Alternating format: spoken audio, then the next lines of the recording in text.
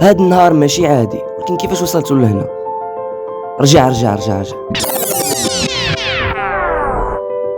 اول حاجه غادي نفيقوا مع 7 الصباح، غنحيدوا علينا المنطقه وغادي نتوقدوا ضروري بالماء، نغسلوا سناننا ووجهنا. وانتم راكم عارفين شنو كاين في الشباب. ومن وراء هادشي غادي نجمعوا حوايجنا اللي غنديو معنا، كيتكونوا من التقاشر والتوني وكوطاس، وهادشي راه باين وواضح بالنسبه للاعبين.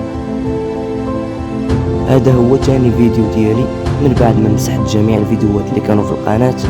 متنساش تخلي لي ابوني باش تشجعني.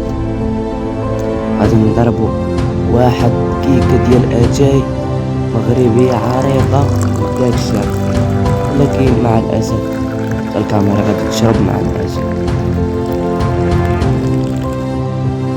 من بعد احنا شادين الطريق.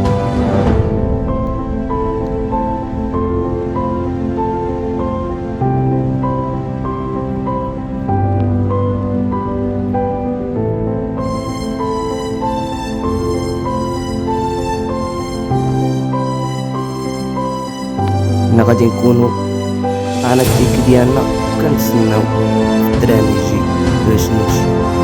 سمحولي تخلقوا لي اللقطات في المونتاج، ولكن ماشي مشكل.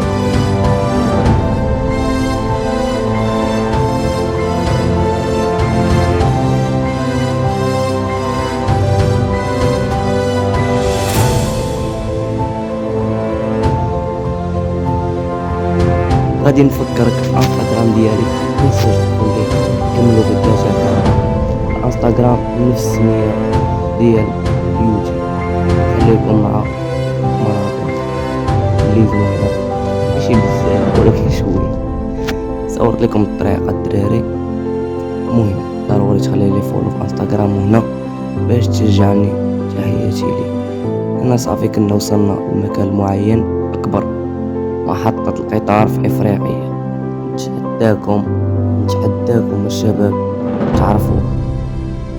انا غادي نطلعوا في الدروج باش نخرجوا من لاكا.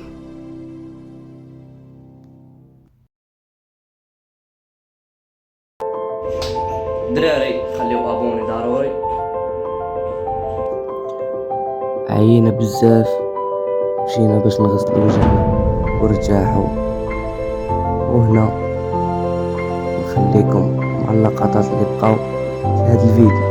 غادي نذكركم غير باش ديروا لي ابوني. وهنا شادين طاكسي للتيران.